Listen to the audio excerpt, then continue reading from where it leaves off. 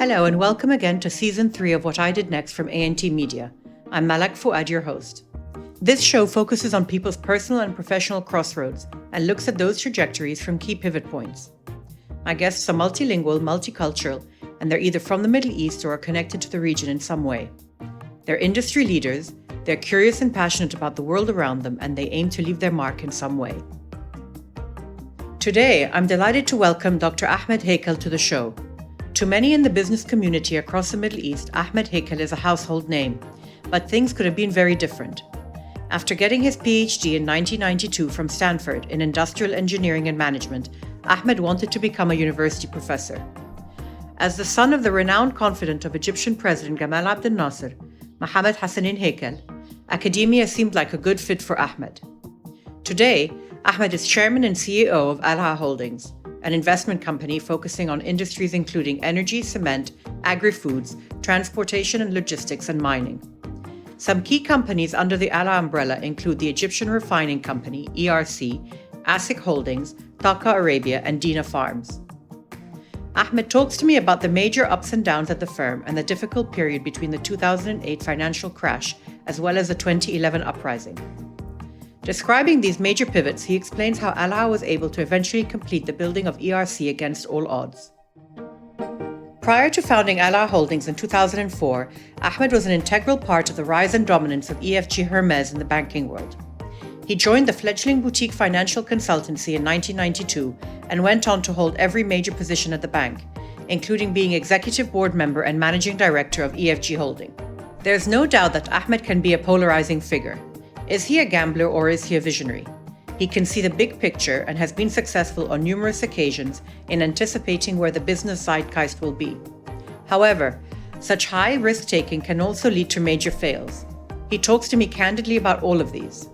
Today we see Ahmed in a more reflective phase, concerned with issues of consolidation and deciding that his high-stakes days are behind him. The man I met was thoughtful, pensive, and a person who was keen to look back at the trajectory of his career and life. We start our discussion today with our icebreaker questions. The first question is based on the Malcolm Gladwell book, The Tipping Point. I asked Ahmed what personality type from the book he most associates with: a connector, a salesman, or a maven. I think all three. All three because I have the capability of passing from what happens at the global economy to what happens at the local economy, to what happens in local industries and what happens on the ground. So, and people tell me I'm a good salesperson. So I'm able to convince people relatively conceptually well. My knowledge of you is that, of course, you have a strong academic background. And it would seem to me that you'd fit quite comfortably in the maven category, which is an information specialist. Are you a bit nerdy about information? Do you like to gather information? Yeah, I gather a lot of information. With me, there is a conceptual framework and I put in the data points, I adjust the data points in my mind. I gather a lot of information. You can ask me every day about the price of tomato, the price of cucumbers. You can ask me about the price of wheat. You can ask me about the price of corn. You can ask me the price of oil.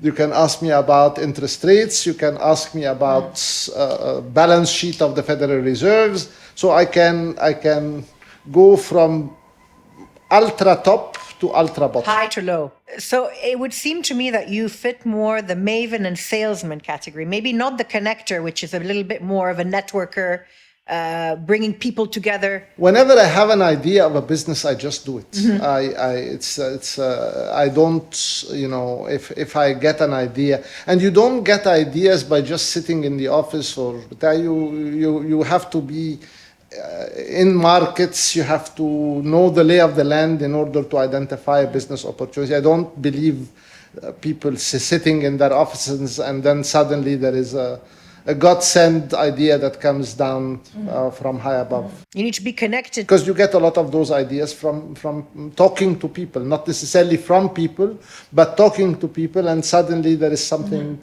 that comes out. Yeah. So our second question, Ahmed, is about social media. And this is a question that has surprised me in the way people have answered it. So either people are very black and white about it, they either love it or they hate it, or in one particular case, one of my guests is not on any social media. Where do you stand on Twitter and Instagram? I neither have a Twitter account, nor an Instagram account, nor a Facebook account. So I'm not on those platforms At all? At all. I do a lot of YouTube. What do you watch on YouTube? A variety of things, from fishing I'm an avid fisherman, from ballroom dancing, from science, from nutrition, a very varied, of course, businesses, news, etc. Now, you know that the podcast focuses on pivot points, positively and negatively, professionally and personally. We all have these moments in our lives. I'd like to talk about your childhood.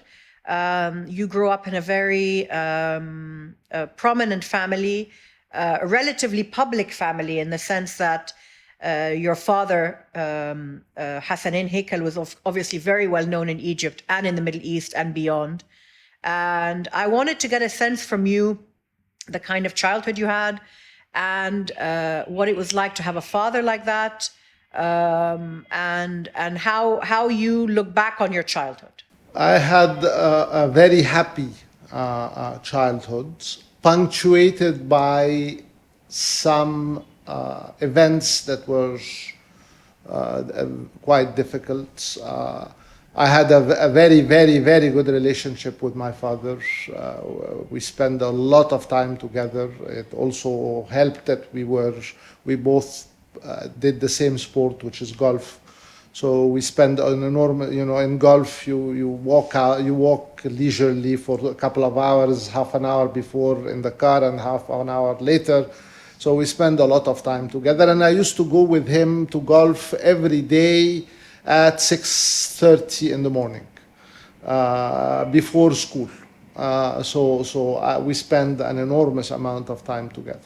He was a fantastic man. He was very, very cultured. He was very generous with his time, with his information.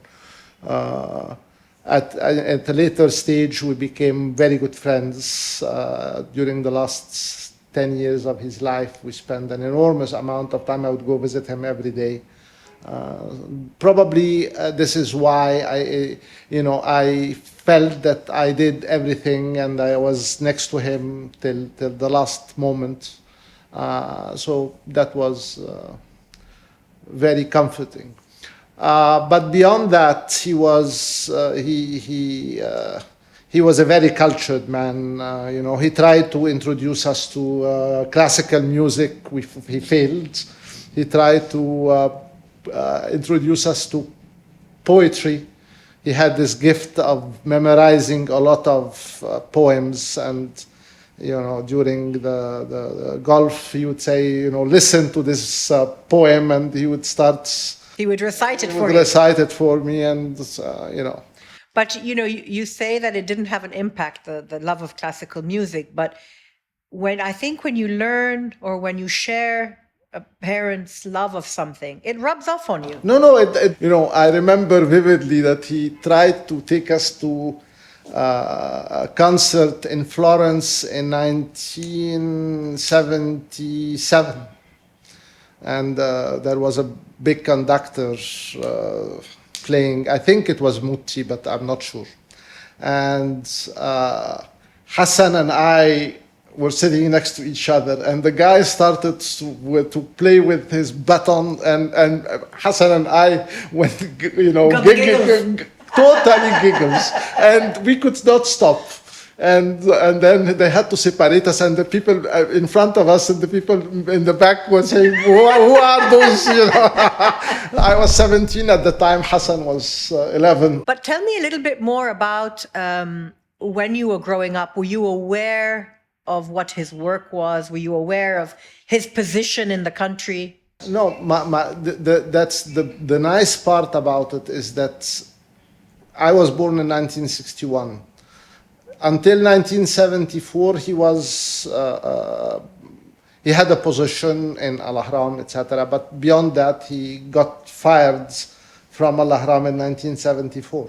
By the time we were aware, those were the difficult years. Those were the years where every time President Sadat would come in a public address, he would attack him by name. So we saw the difficult parts. We did not see the... And what was that like to hear your father being attacked like that? Not comfortable. And how did he deal with it? Because if he dealt with it well, then it would transcend to you. No. He had a certain view and he did not want to change his views, and he paid the price. He paid the price, but he also got rewarded for it, because at the same point in time when he was fired from Al Ahram, he started writing books, and our fortune changed. He was earning more. He was earning more. So that was his pivot. That was absolutely one of his pivots. Yeah. And how often would you consult him for advice over the years for your work? Would you turn to him? No work. Nothing about work. Very little work, because he wanted to be able to say his views while us pursuing our own businesses. In third world countries, it's very easy to get retribution on one's kids. So we always kept it separate, what we were doing and what he was saying. Sometimes, obviously, he caused us a lot of problems, but that was part of, we were very, very, very, very close. I used to enjoy being with him tremendously. He was probably my best friend. It's a real honor, I think, when you have that relationship and you're able to look back and say that. It's not everyone who can say that, but it's a huge blessing, I find. Yeah, absolutely. Yeah. I would hope that my relationship with my kids can be similar to what I had with him. I try to leave them all the space to develop at an earlier stage. Obviously, when kids are very young, there is a disciplinary phase, and then after that, there is another phase where you watch from afar, your supervisory role, and then hopefully you become a role model at a later point in time. And now it's a nice age because your children are adults. You have 2 boys married. It's a different phase, and it's I am truly blessed with my wife. I am blessed with my 3 kids, Mansour, Taimur, and Nadia, and my 2 daughter-in-laws who are fantastic daughter-in-laws, and I am very grateful for my kids to have chosen fantastic wives. Let's move a little bit, Ahmed, please, to look at your education. Specifically, I'm interested in the fact that you are an engineer by training. And that you did a master's and a PhD at Stanford. This would have been at what state? What are the years that you were in California? I was in California starting August 87 till May of 92. And what was that experience like? I'm not phenomenal, very, very rich. Why? For 3 reasons. Obviously, when you go abroad, you're challenged in your basic ideas. Clash of ideas is quite important for you to reach somewhere that is comfortable for you. It allows you to shape your thinking. Your thinking and your views of the world. Obviously, as far as Stanford is concerned, it's the hub of Silicon Valley, and it certainly had a huge influence on my entrepreneurship ideas, how to develop, etc., etc. Because here in Egypt, you study you specialize very early. And I did my university years in Cairo University, so I only studied engineering, and I was not exposed to liberal education. And so for the first year, on top of my normal studies, I would go and do courses in sociology, psychology, law, business school. I did one in psychology department. My best class at Stanford was a class on cognitive psychology. And I think that this whole foundational interest that you had, this interest in psychology, do you feel that it infuses how you approach your work? Absolutely.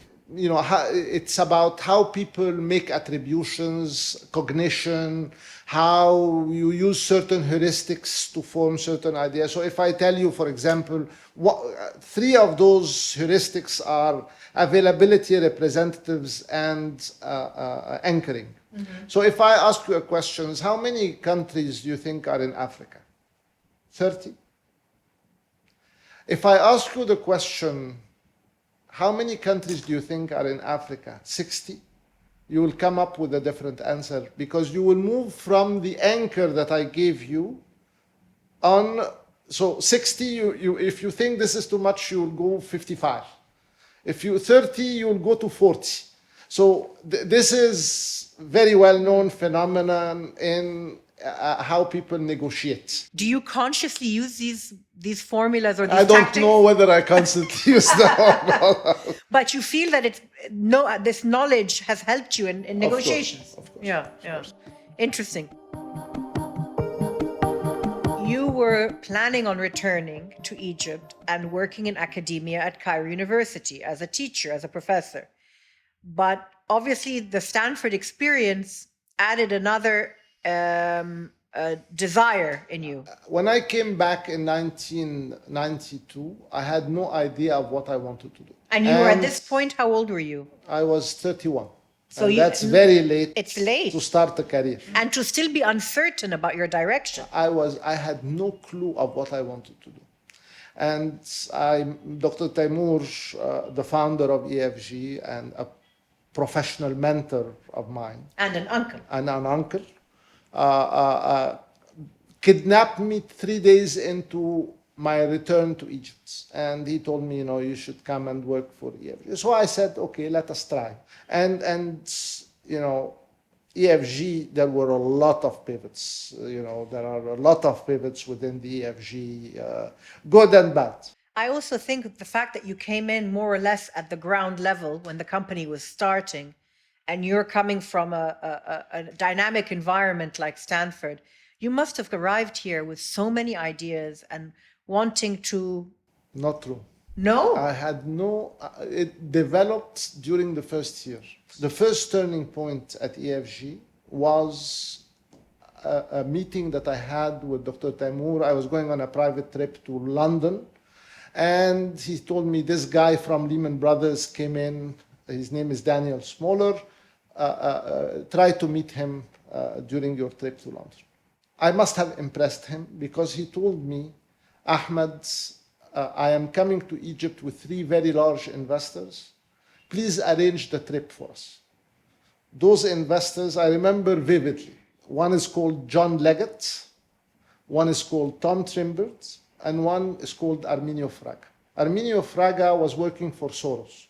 They came to Egypt, and I was in the same car as Arminio for a very long period of time, and we became friends. At the end, he told me, Ahmed, you need to transform EFG into an investment bank. And at the time, were there investment banks in Egypt? There were not. No. There were not. At that point in time, it was purely commercial banking in Egypt. I remember I went to my father. I said, I want to, investment bank. He said, what's an investment bank? I said, brokerage, asset management. He said, broker. My son becoming a broker. Okay. So it was terrible. But yet, in the US and in Europe, it was a very prestigious career. I don't know about that, but it was a more accepted story.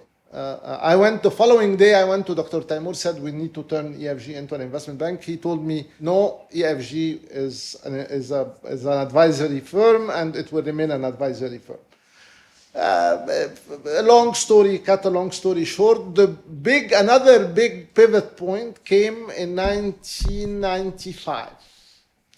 In 1995, there was a meeting between myself and Hani Tawfiq, then a partner of EFG. I was at that point in time a 10% partner at EFG. I had bought 10% for £100,000. We were looking at a valuation of a company that we had a mandate to value, and I thought the value was 25. He thought the value was £6 million. I thought 25 million, and then at a certain point in time, but he said this company has no assets, and I told him yes, but it has very good people. And he said, very good people. What people? You know,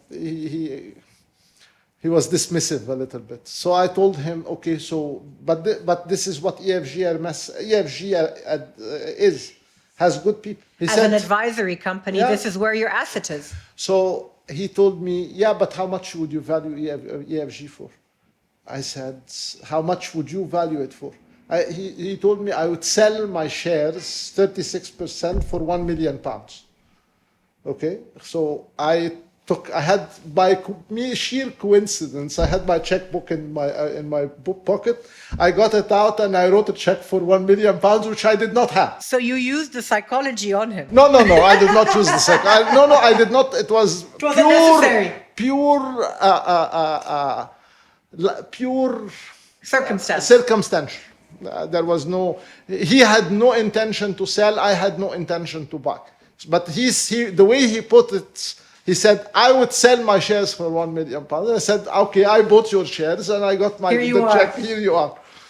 And I have those framed out on the outside. On our way out, I will show you this. Yeah.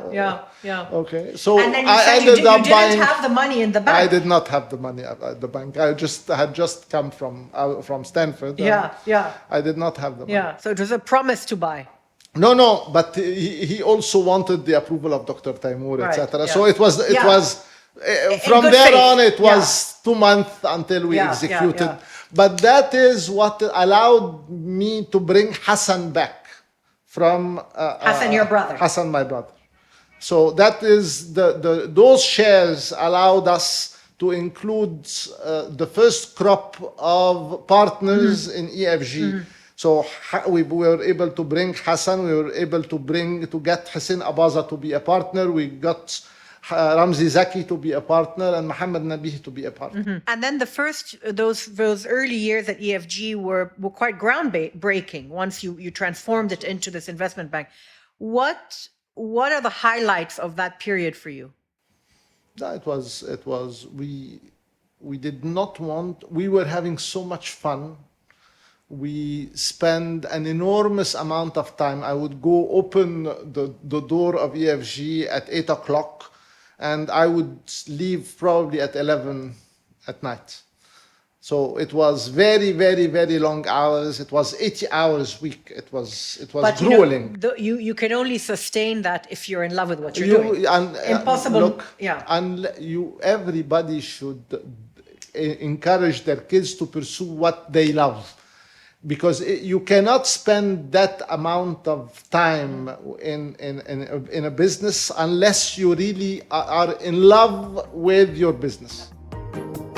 This was a bullish and heady time for those investing in the Egyptian economy, and Ahmed's name was synonymous with big wins for EFG.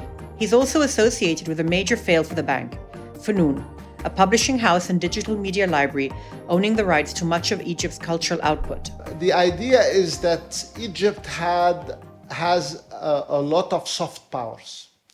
Soft powers, the idea of a soft power is either anything that does not have to do with military or money. So anything you can exert influence in your surrounding that does not involve those two issues. Yes. like the power of ideas, the power of arts, the power of sports, Culture, the power of culture, the power of tourism. You have a lot of, managers that you can export, a lot of businesses that do business around, etc. So the idea was to put a lot of that heritage into one house. And in particular, you were looking at cinema and music. Cinema, music, and publishing. Yeah. So in publishing, we had Naguib Mahfouz, Tawfiq al-Hakim, my father, a lot of people under one house. In music, we had Kulthum, Abdul Halim, Abdul Wahab. But how did you buy? Where did you buy the rights from? We from bought who? From the heirs. From the heirs of these people. Yeah. Okay. Or from the companies themselves. And the idea was to monetize those rights digitally. Mm-hmm. That was in 1999, 2000. And that was too soon. Okay. And we could not sustain that. And then you obviously offloaded the company. We sold it to Prince Al Walid. And the story of how we got it, we did that deal is one day it will be, but it's a very long version. But was this a very much a project that you took to your heart? Because the idea of culture and the idea of being part of trying to sustain and bring to the next generation the Egyptian word and music and there was there were with me it's always the mix. I'm not motivated only by money, although money is very important because shareholders require money returns, but you also have another element of being useful to society. And what did your father think of the concept of Funoon? He said it's dynamite. You don't know who you're dealing with, and you dynamite in a negative way. And dynamite. Really? I thought you meant dynamite as amazing. No. Why? Let's let's leave that one. We'll do that one offline. That's very interesting. I thought he'd be very proud to be able to create a way to sustain all this for the next generation. The problem is there were too much vested interests. But the concept must have appealed. Yeah, the concept is good, but the problem is, you will step on too many vested interests. When we come back, I talk to Ahmed about his leaving EFG and getting started with Qalaa. We also take a peek into his bucket list, and this may surprise you. That's right after this short break. Welcome back. I'm Malak Fuad and you're listening to What I Did Next. Today I'm talking to Ahmed Heikal, a businessman who has been central to many of the ups and downs of the Egyptian economic landscape of the last 25 years. So then you left EFG, Funoon... I sold Funoon, and I sold Funoon in a very nice way. Return money to shareholders. And all the material lives on anyway. Yeah, the catalog which is in a way good, in a way important. So tell me what happened next for you. I know that Qalaa went to form Qalaa. Did you have a break or did you go straight into it? Straight into it. So you had perhaps already been formulating in your mind another concept? Yeah. I was at the last days in EFG I was the head. I am the one who probably did all 4 disciplines at EFG. I was head of securities trading, I was head of asset management, I was head of investment banking, I was head of private equity. So private equity, that was the last thing I did. So this was the thing that So that was a natural jumping off point for you? That was a natural jumping off point. And tell me about the start of Qalaa. We were looking for the first deal. The first deal was an important deal and we were looking for it. We identified it. But it took much longer to close. And at a certain point, Hisham Khazandar came to me, he said, is it time to fold? We're not doing the first deal. But we kept at it and we what did was the first deal? The first deal was ASIC, yeah. ASIC was one of those deals that will never be repeated. In 2005, we thought that valuations were running very high. We had made very large sums of money. When you start talking about those types, multi-hundreds millions of dollars, those are huge amounts. We then thought that we could build companies instead of buying companies. And that is a totally different It's a different beast. Skill set and a different beast. And with the financial crisis of 2008, you were still able to continue with the development of those companies? Yes. And that was using the firm's own capital, because at that point in time, co-investors of ours were no longer willing to invest. But at some point, Ahmed, didn't you have to make a decision as to which of those companies you had to put your resources behind and which you had to... We got them all out of the door. There were a lot of calls within the firm to concentrate on some companies, but we ended up being able to conclude everything until 2000. But then we got extremely unlucky with the timing of the ERC closing. Before we discuss that, tell me a little bit about ERC. So you and I went on a very interesting day trip together, a field trip. For me, it was a field trip. For you, it was a day at the office, where you showed me around the plant, and I got to attend a meeting with you there. But explain a little bit the idea behind ERC, why you did it, why you developed it, why you built it, and the ups and downs, because you had all these major problems with it. The idea is Marwan Al-Arabi's idea.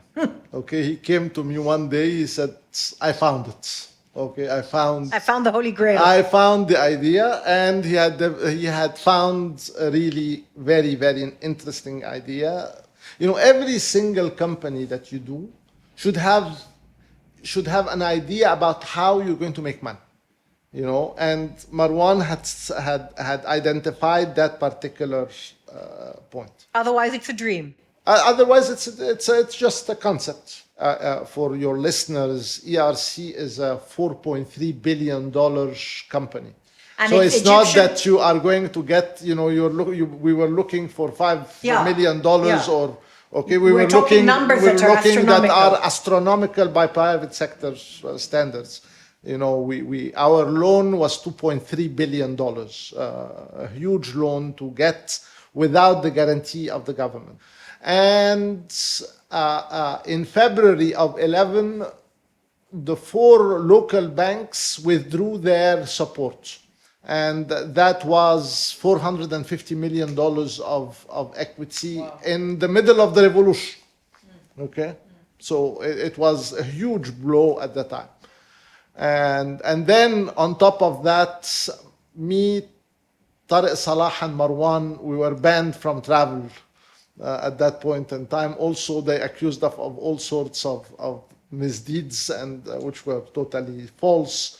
And we were able to clear that by June of 11.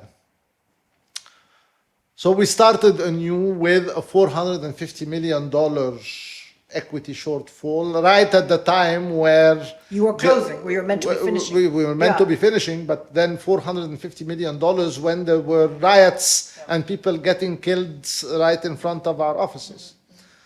So it was a very, very difficult time, and it was a very tumultuous time. And how did you get through it? We got through it by taking on more risk than what we should be doing. And so we took on more debt than what we should have. But so you then were able to get loans? But then we were able also to push through, and at the end getting built. And what you saw last week or 2 weeks ago is something that you should think of as the sheer will and determination of a group of people that took us to there. Now it's a very successful company. It's a fantastic company. It's a very profitable company, but we passed through difficult times. When we did the tour and I asked you if you would consider building another refinery in Egypt, and you were very quick to answer, no way. No way. What did it take out of you, this entire experience, the 2008 crisis, followed by the revolution? And did you feel that it was almost like a mission that you had to finish ERC? Did you feel invigorated by it? Were you excited by it, challenged by it? Or were you just trying to get to the finish line? I was trying to get to the finish line. I would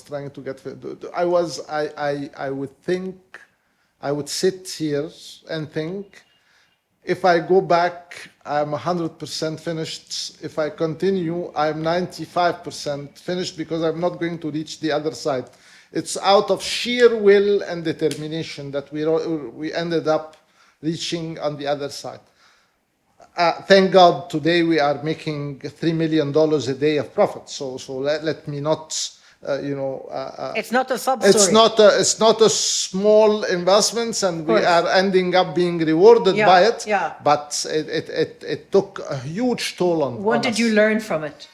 From the experience? Never start a business until you're fully financed, because there is the escalation of commitment process that takes place, and you're tempted spending the additional $5 million, $50 million, and it's incremental, and at the end you end up being 7 months pregnant with no possibility of aborting. I want to shift gears, Ahmed, please, and talk a little bit about some personal aspects. You mentioned that you'd been ill in 2008 and 2013. You had sarcoma, a form of cancer. Tell me a little bit about I don't need details. I don't need you to go into details, but how did it happen in the beginning? How did it also, because I've also had cancer. So for me, it was a very big pivot in my life. How did it change your perspective on life? And how did it make you look at things around you? How did you prioritize things after that? First, I was diagnosed in February of 2008. 2nd of February 2008. I was on the operating table in Boston on the 7th of February.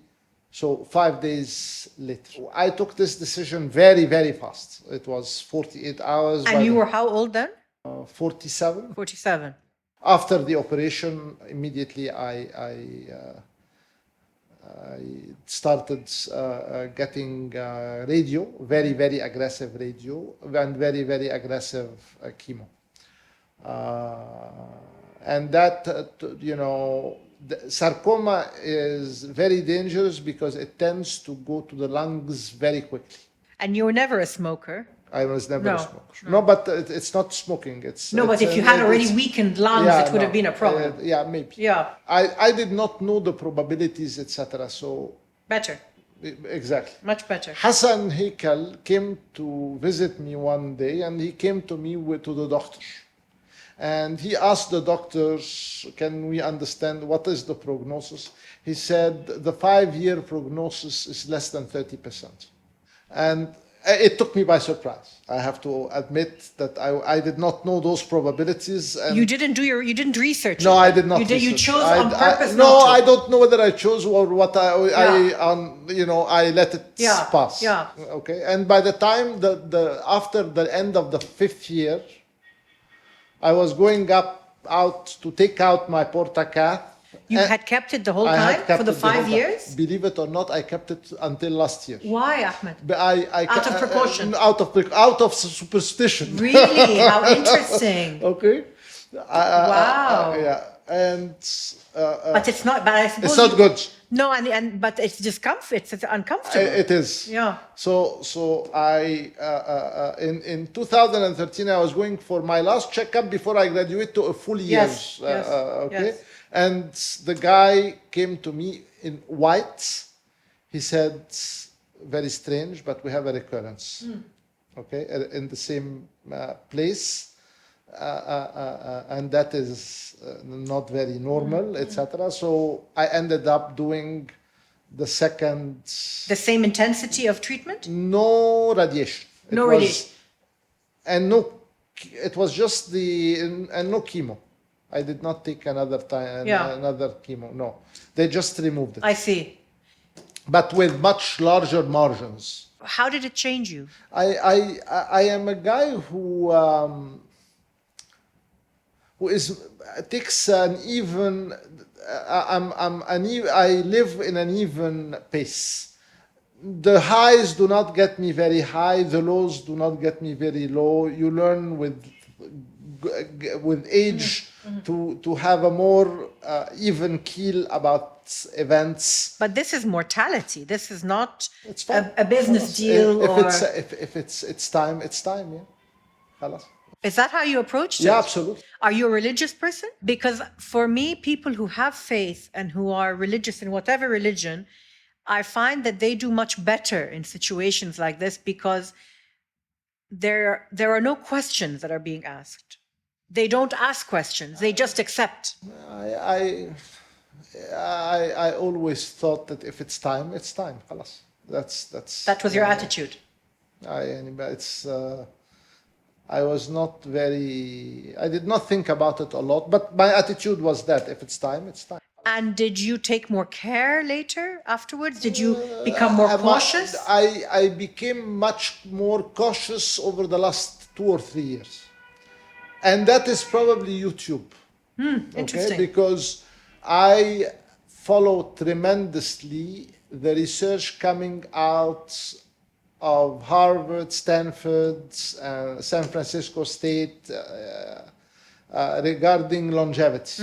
That field of and what you could do with trying to improve your probability of it's not only genetics are only one factor, but everybody knows now that intermittent how you eat, intermittent fasting, that sleep is very important, that smoking is a disaster, that you should observe that too much drinking is terrible. Everybody knows now more or less the parameters that exist. So there is more or less now an established standardization to what we should do. More standard. It's not everybody will always push the boundaries of research, but sports is important, outdoors is important. So the walking is good. So you're trying to incorporate these elements in your life. I try to incorporate. Losing weight, I lost some weight, some reasonable amount of weight over the last 2.5 years. There's a theory, I don't necessarily believe it, that stress is a big... Absolutely. Stress is a very important... brings cancer. I don't know about that, but... But there's a theory, there's a lot of people that believe that. I'm sure it's... stress is not good. Stress is never good. Stress is never good. As you grow older... extremes are not good. When you think of yourself, are you a detail person or are you a big picture person? I used to be a big picture guy. Khalas. And I have the CFO of EFG-Hermes at the time, Ramzi Zaki, would come and tell me, look, you stay where you are and don't go into the operation. You think in millions and the operation is with pennies. Piasters. Okay, so don't come near my people regarding those, and I understand what he was telling me. Someone has to be big picture. So I was big picture, he was, but now, with what we do, you cannot be, you understand that big picture is not enough. Implementation on the grounds and the pennies and the piasters, and they are extremely important in a variety of businesses that we have. So I have learned I have learned to be extremely diligent as far as the picture on the ground. So not enough to be a big picture man. So we've talked a lot about today the risk generally. Your career from the beginning, there have been a lot of risks in front of you, risks that you've taken, risks that you have not taken.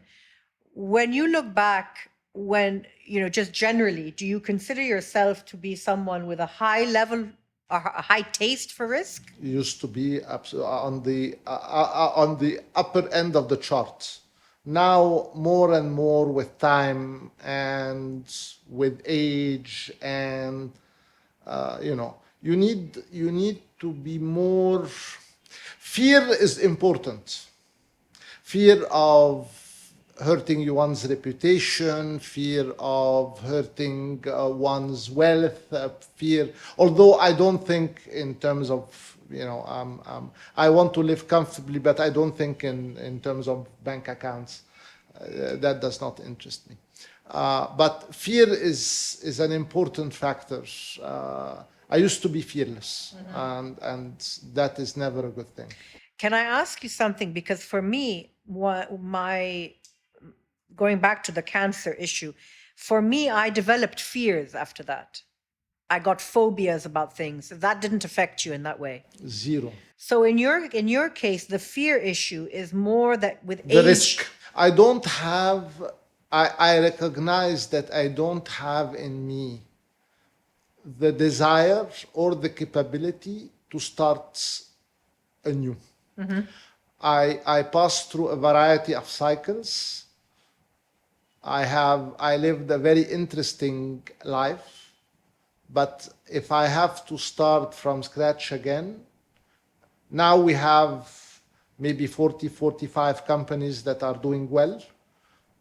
I am not looking to take on a lot of risks. Marginal on the periphery, but today I don't have it in me to start a new cycle. You're in a maintenance and consolidation phase. I am in a maintenance and consolidation phase. Okay, lastly, just for fun, what is on your bucket list? On my bucket list, I would like ballroom dancing is certainly. I love this. Tell me about this. When we went to California in 1987, May and I, we picked up ballroom dancing. And we would go to the YMCA for classes. Probably we went 8 or 9 times. I had taken 2 dance lessons with Hassan in Zurich. When you were children? When we were teenagers? Teenagers, yeah. That your mother, of course, insisted on? No. It was not related to my mother. I had... we went to St. Moritz a lot, and there is a famous discotheque there called La Volière. La Volière is named after the Shah of Iran. He had the Taus, and La Volière, he used to go there a lot. So they named this disco after him. And so in 1980, I was there and I saw a couple dancing, and it was magical. They were obviously practicing couple, and it was fantastic. And I always wanted to... What did you like about it? The elegance, the flow? The elegance. Yeah. The elegance. Yeah. And the rhythm. So I wanted to... So when we went to California, we started a class, and then May was pregnant, so we stopped. And she decided she does not want to take it up because I'm a lousy dancer. That's what she said. That's what she said. She's probably right. So I'm a lousy dancer. But you obviously love it. It's still fun. I did. It's fun. I do love it. Yeah. So probably, hopefully in a year's time, I would be probably 10 kilos lighter and have more leisure time on my hand, move around the dance floor. Be able to move around the dance. But you would May be a willing partner? No. May is not a willing partner, and I don't want to start with her. I want to take dance classes with a professional dancer. Yeah. No. May, no. I love this story. She can watch you. She can watch me. Ahmed, thank you so much. Thank you. What a treat. Thank you. Thank you very much. Thank you. I'm delighted you were with me. Thank you. Thank you for listening today. This episode of What I Did Next was brought to you by A&T Media with me, Malak Fuad, and is co-produced by Chirag Desai. Please remember to follow us on Instagram, Facebook, and on Twitter for updates on the show. Just search for What I Did Next. You can help our show to grow by leaving us a positive review in your favorite podcast player. Our next episode will be in 2 weeks' time, and we hope you can join us then.